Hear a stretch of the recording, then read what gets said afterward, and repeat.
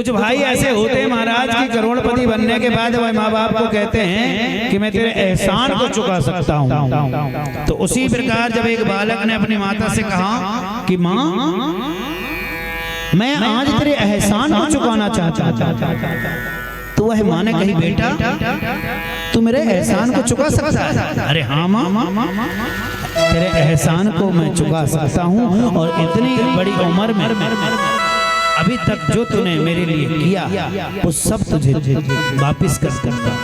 माँ की आंखों में आंसू आ गए हैं। माँ की आंखों में आंसू आने के बाद माँ जो है वो रोते रोते कहती है कि बेटा मुझे तो पता ही नहीं चला कि तू बड़ा हो गया।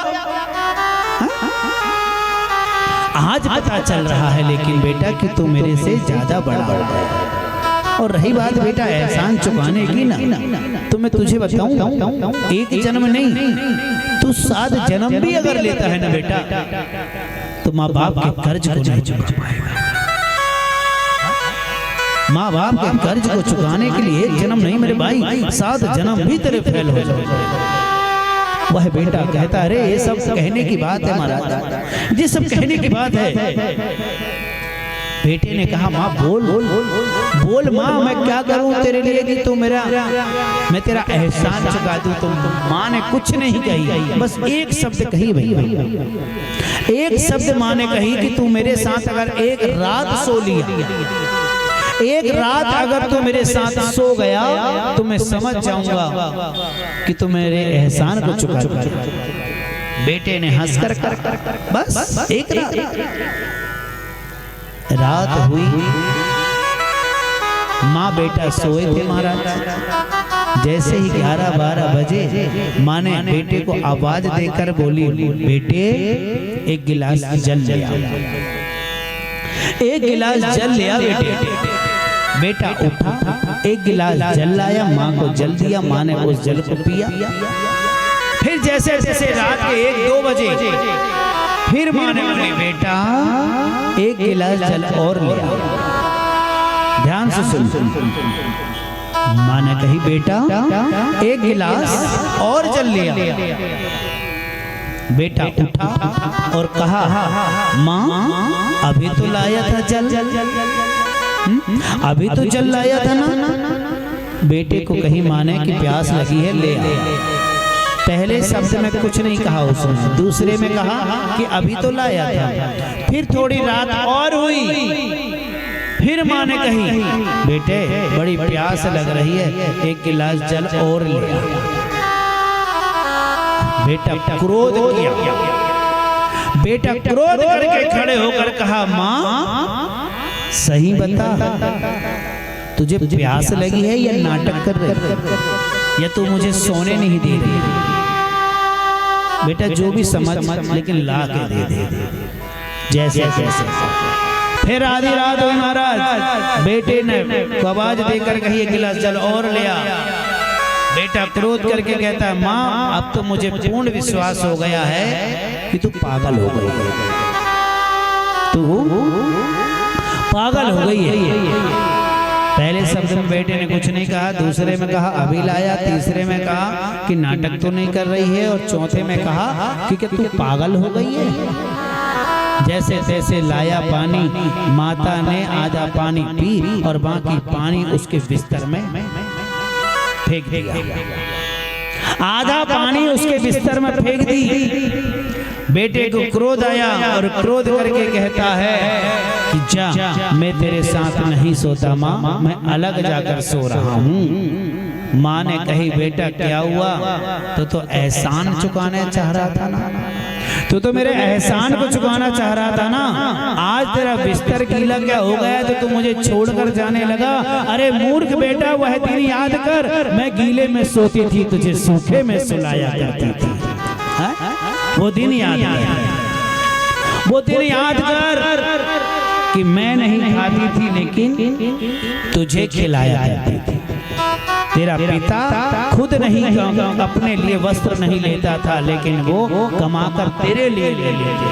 वो दिन याद कर बेटा, वो दिन याद कर, वो पल याद कर, वो समय याद कर। अरे मूर्ख बेटा धन क्या कमा लिया तो तुझे आज बड़ा समझ में आया। यह जीवन है महाराज, एक जन्म नहीं 7 जन्म। अरे धनवान होते हैं जी जिनके माँ बाप होते हैं, जिनको माँ बाप की सेवा मिलती है। और यह तो बड़ी भाग्य की बात है मेरे भाई कि आपके माँ बाप हैं, जिनके माँ बाप नहीं है ना, उनसे जाकर पूछो कि वो कैसे जीवन यापन करते हैं। माँ का दिल बड़ा कोमल होता है महाराज। बाप तो चलो थोड़ा कठिन हुआ है, आंख में आंसू नहीं दिखाता पिता, लेकिन अंदर से वो भी बेचारा कोमल होता है जी। हर पल हर समय वह अपने बच्चों के लिए सोचते हैं कि जो दुख हमने उठा लिया वह हमारी संतान न उठा सके।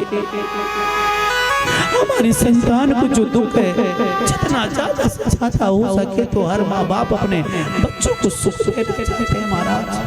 इसलिए जीवन में कभी भी महाराज अपने माँ बाप की आत्मा को मत दुखाइए। माँ बाप की जिसने सेवा किया महाराज, आज स्वामी जी को देख लीजिए आप। आज जगत गुरु शंकराचार्य स्वामी जी दुनिया में तो नहीं है, लेकिन सबके दिल में तो विराजमान है। आज उन्होंने बताइए पिताजी के लिए दिगोरी का स्थान पवित्र अमर कर दिया, मात्र धाम अमर कर दिया। भले ही माँ बाप नहीं है, लेकिन उनके नाम इस स्थान को कितना पावन बना कर गए हैं स्वामी जी, बताइए।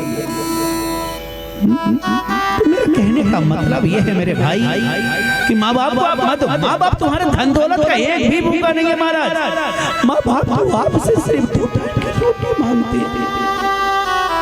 माँ बाप को बिल्कुल मत पहनाइए रंग बिरंगे कपड़े महाराज, वो तो फटे वस्त्र में ही जीवन यापन करना चाहते हैं। वो तो तुमसे बस 2 टाइम का रोटी मांगते हैं। अरे धनवान हो मेरे भाई, धनवान है आप लोग कि जिसके घर में माँ बाप है। आज तो ब्राह्मण बेचारा दुखी क्यों है संतान को लेकर। अब आज देव ब्राह्मण को महात्मा जी ने बहुत उपदेश दिए, लेकिन ब्राह्मण देवता कहते हैं,